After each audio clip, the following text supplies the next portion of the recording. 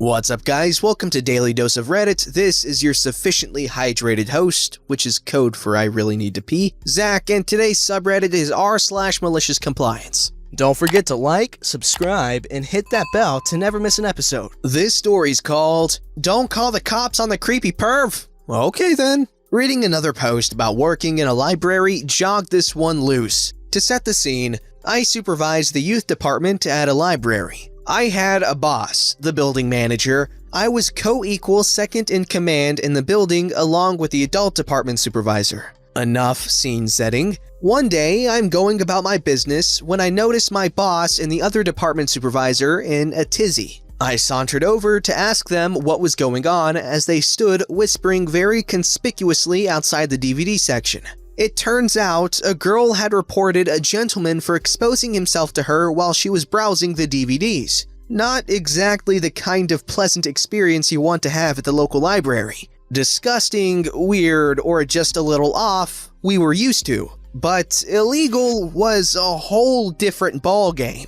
I hear their story and I'm like, great, let's call the cops, let them deal with the dude, and tell him he's banned on his way to a squad car. My manager shoots down confronting the guy right away. They hated confrontation and had reprimanded me before for asking people not to view hardcore, love footage on the library computers that were in clear public view of patrons and kids. Manager and the other supervisor explain that they wouldn't feel right about accusing people of something so egregious and calling the cops on them without proof. So, as I stare in disbelief, my manager tells me in no uncertain terms not to say anything to the flasher and not to call the police and report the alleged crime until she'd had time to review the video and make sure it happened. Me and the other supervisor were to observe only and make sure no other incidents happened, but that was it. I stood there in disbelief. I'm a firm believer in innocent until proven guilty. I'm a lawyer's kid and a card-carrying member of the American Civil Liberties Union.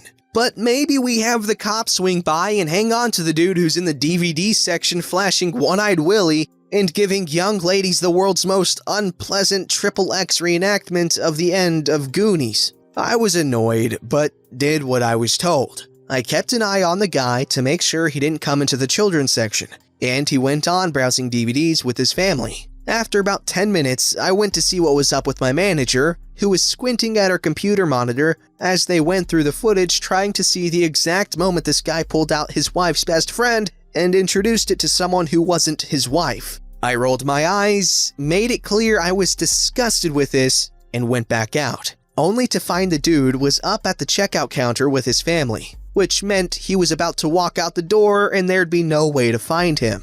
Meanwhile, the girl he flashed is sitting off to the side, staring in disbelief and clearly wondering why nothing has been done. So I decided to do a bit of malicious compliance by following the manager's orders to the letter. I was supposed to observe? Well, then I was going to observe in a way that might still get this guy in trouble with the law if my boss ever decided this guy did the crime. So I observed the family checking out at the front desk. I observed them walking out the front door. I stepped out with a pad of paper and a pen and looked like I was observing the book drop out front. But really, I was observing the make and model of their car and license plate number, which I jotted down.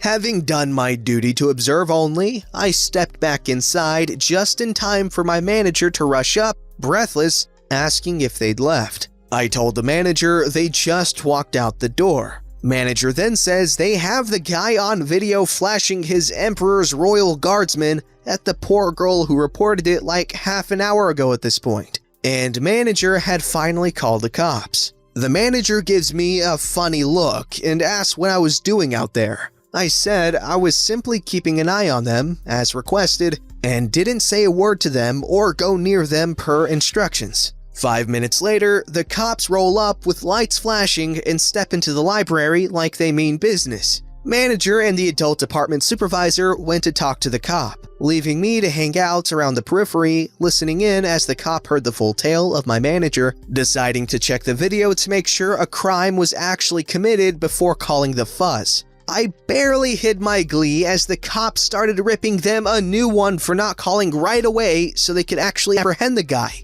because it was going to be next to impossible to track them down now. I figure that's the opportune moment. I walk up and hand the nice cop my slip of paper. He asked me what this is. I told him I was told to keep an eye on the flasher, but not to do anything else. So I took the liberty of following them out the entrance and writing down their car's info and the plates so the police could track down the dude later. The cop thanked me in front of the manager and the other department supervisor and said I was the only one who did anything sensible in this whole situation.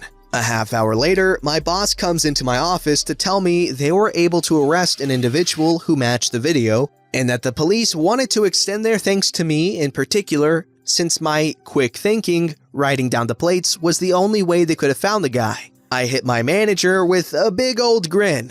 I figure they didn't want their boss hearing about it and ripping them a new one, especially with the police saying I was the only one who acted appropriately, and me not technically going against orders, so the whole thing was never mentioned again. Okay, first off, that poor girl. Libraries are a place that a lot of people go for peace and quiet and relaxation, because it's honestly very soothing to be surrounded by books, even if you don't even read. Because I used to read a ton, like I'd stay up all night to read a book, but then I got a phone and I never read again. But, I still love going to bookstores and libraries to just hang around and, just enjoy the atmosphere. So, for that to be ruined by some dude flashing his schlong at you, that would suck. So, I really hope that she's able to get, over and through that. Through and over, whichever order that would be. Second, always be safe over sorry, or however that would be.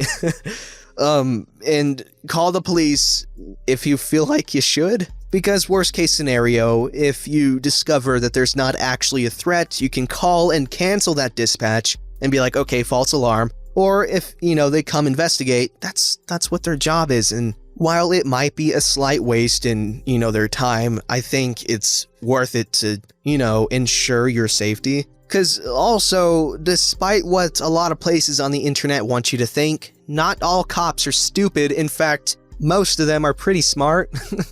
And they have investigative protocols for situations like this, so they can really get down to what happened, and they can go over the footage while they're there, while the dude is still there, so they can get him if he did indeed flash the woman, which he did. Anyways, that's common sense though. This story is called, "She Told Me To, So I Did." This isn't the greatest story of malicious compliance, but this happened over 16 years ago, and I don't think my family, nor I, will ever forget it. In elementary school, I attended a private Catholic K-8 school, paid for by my grandparents. However, I wasn't Catholic, and the school I attended had an unwritten rule of only Catholics admitted to school. Really not sure how I was allowed in. I suspect my grandparents used their influence and the fact that they were very wealthy to talk the school into allowing me, as they were rated the best academic school within 100 miles. This school was very, very religious, and while I skirted the first 2 years with little issue, this took place when I was 7 and in 2nd grade at this school. As tradition, it was time to have First Communion. For those who are unfamiliar, Catholics don't start taking communion at Mass until they reach grade 2 or a certain age around there, where they learn the meaning of communion and practice a special First Communion ceremony to be taken place during Mass in front of the rest of the school and our families. This usually means we stand in a very long single-file line as each kid takes communion for the first time and goes to stand in a certain place afterwards. The kids wear special white clothing for the occasion, resembling an outfit for a wedding. This was the first indication to any of my classmates that I was not Catholic like them, as I was not allowed to participate with the rest of them in First Communion. It took a fit thrown by my parents to allow me to dress up and join them in this occasion. But the school put their foot down on the actual communion, and I was not allowed to take the communion when I got up to the front of the altar during the Mass. So, all week during rehearsal, my teacher helped us practice and taught me to do an arm crossed over my chest move so they would give me a blessing instead of communion. I hated this, as all the kids noticed and told their parents a girl wasn't taking communion, which their parents told them I wasn't Catholic, so I really didn't believe. So I started getting subjected to "you're going to hell" bullying. Now for the malicious compliance. The day of Mass arrived, and my teacher was running around like a mad woman making sure everything was perfect, and everyone was in their place. As a result, she wasn't around when my class was called to get in the long single-file line for the communion. The people giving out the bread and juice for the communion knew that one of the kids wasn't supposed to receive it, but the teacher didn't have time to point out who it was, me, and I easily blended in. My entire immediate family came for support, even though this really wasn't important to any of us. I reached to the front of the line and I'm sent over to one of the 5 spots in front of the altar to receive communion. I find myself in front of a teacher who doesn't know me, nor I her. I start to do the cross over chest move my teacher taught me when the teacher sighs and whispers, "Hold out your hands," intending to give me communion. I silently held my hands out with a smile and went through the process I watched my classmates practice, then nearly skipped over to the spot I was supposed to go. I turned to see my teacher giving me a stare that I'm certain would have scorched me on the spot. After Mass, she found me and began to lecture me as my family walked over, letting me know that I insulted the sacred Catholic religion by breaking the rules given to me and what made me think I could do such a thing. In front of my parents and some of my classmates, I pointed towards the teacher who gave me communion and said, "I was going to do it, but she told me to hold out my hands, so I did." Hearing that, my mother jumped in and defended me, saying that I had been raised to always listen to what a teacher says. My teacher attempted to mutter back that I should have just followed what I had been told, scowled an apology, and stalked away to the teacher I pointed to. My parents took me to my favorite restaurant afterwards to celebrate and laugh about my sass, as they weren't fans of the school either.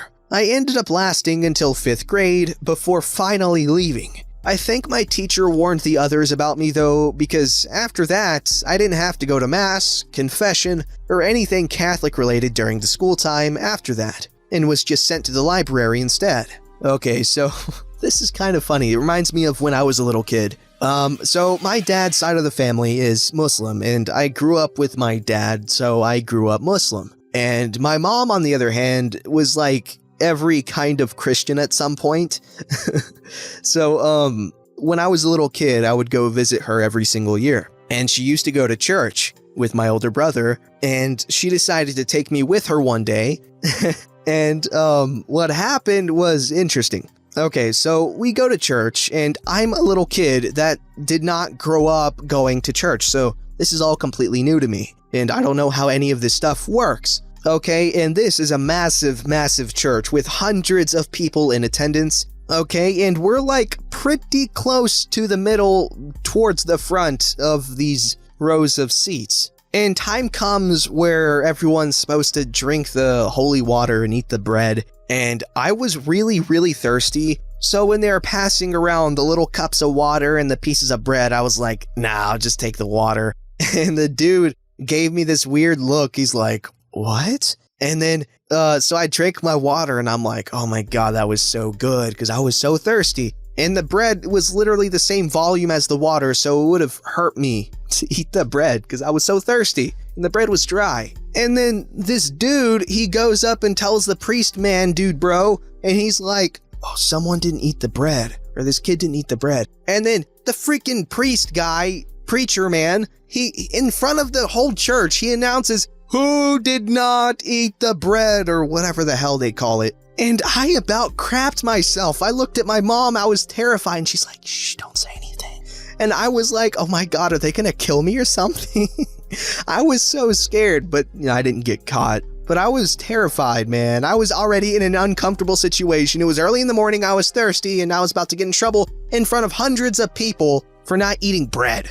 This story's called Lunch. My dad just told me this story over dinner, but it's just too good not to pass along. Some minor details and conversation embellishment for effect. My dad is a programmer for a government contractor, something very specialized I don't understand, along the lines of satellite communication. The nature of his job has kept him moving from company to company over the years as contracts shift and the companies merge or lay off employees. However, my dad is extremely competent and has worked his way up to lower management. Think doing the same job, but with the added tasks of reporting to the bosses for everyone in his department. My dad also has always worn a baseball cap. Always. Every day. He wore a baseball cap to my wedding along with his suit. It came off for the ceremony and went back on as soon as my wife and I kissed. I have never seen my dad outside without a baseball cap on unless it would be improper, such as a funeral for a friend of my mother's, or highly impractical, like for swimming. Now, having so many bosses from numerous projects, it was inevitable that my dad would eventually run into one or two hard-headed, by-the-rules bosses. One day, just such a person demanded that my dad remove his hat for meetings from that moment forward. He could wear the hat while at work unless they were facing clients. As lead programmer on multiple projects, my dad had been working with most of these clients for longer than his bosses, as the companies changed faster than either the programmers or military. He got into a good-natured argument over the dress code, but was shut down. So he made a deal. He would take off his hat, but if anyone said anything, his boss would have to, quote, buy lunch. They both agreed and went to the meeting. They entered the conference room, sat down, and no sooner had his boss started talking than he was interrupted by the older black lady sitting across from my dad. I'm sorry, where's Dad? Dad pulls out the cap while staring at boss and puts it on. Lunch? Okay, fine. Now, Dad interrupting, so what do y'all want? What? You agreed if someone said anything about me not wearing my hat, then you'd buy lunch. I didn't mean... I think pizza sounds good. My dad's boss was shamed into keeping his promise, and my dad got a free pizza lunch and the freedom to wear his hat whenever he wanted. All the time. Edit. My father clarified that the lady literally didn't recognize my father without his hat. I left it out because it didn't really play into the compliance. Don't you just love it when people have little quirks like that? Like his dad never leaving the house without a baseball cap on, or someone never leaving without like a pocket square or something. It's just really charming because they usually have a very interesting reason why they do what they do. I don't know, it's just something you gotta appreciate, as long as it's not annoying. Like, I have this thing where I have to recite the Iliad and Odyssey before I take a bite, you know, just for good luck. It's just a little quirk of mine. This story's called, We Don't Use Our Copier Enough? We can't use it, it's broken again. I used to work as a civilian employee for a military department, but it was like a normal office job in most respects, so I don't think this is a good fit for r/military stories. We prepared briefing packets for the personnel involved in upcoming military operations so that everyone knew what maneuvers would be performed, with which vehicles, and in what order. And for every briefing, we would probably make about 20 packets, and each packet would probably be about 30 to 40 pages. We would print one packet and then make copies on a standard photocopier. But the copier that we were provided by our program office was just a light-duty model that could not handle the intense load of making copies constantly to support multiple briefings a day. There was a rule that the machine had to make about 20,000 copies a month before the program office would pay for a heavier duty model. We would get our copier fixed and it would work for 3 to 4 days, during which time it would make about 14,000 copies. But then it would fail and be down for weeks again. The copy machine repairman was out so frequently, we joked about letting him keep his coffee cup there and join our coffee mess. If the machine was working properly, we would easily exceed the 20,000 copy threshold for a heavier duty machine. But it never stayed working for more than a few days at a time after being fixed. The next time the machine broke down, I decided to go use the copier outside the program office, tying up their machine. I started telling everyone else what I was doing and they played along, tying up the machine outside the program office for days. After a few days, our machine was broken and the program office machine failed under the added workload too. Apparently, the program office didn't like the fact that their machine was always busy or broken now, because this time our copier wasn't just fixed, it was replaced with a machine that could actually handle the workload we needed from it. I don't know if this should count as revenge or just spreading discontent to those who need it most, an expression I learned on this job, but we got what we wanted. Honestly, how stupid do you have to be to not buy the new copier? Because first of all, that is vital to the function of their freaking department, and they should have freaking figured that hiring a repairman that frequently is gonna add up to way more than the cost of a new copier. Like, geez, man, you're stupid. Ron Swanson's right, all the freaking government does is waste taxpayer money. Don't forget to like, subscribe, and hit that bell to never miss an episode.